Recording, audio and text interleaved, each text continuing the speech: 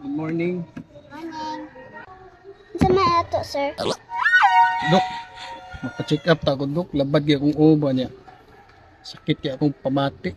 Lain akong lawas. That message! Saan man ni, Dok? Daghan na din akong heart day, Dok. Assistant, come here! Yes, Doc. Where's your blood sample? Blood sample. Yes. Okay. Doc, ilang result?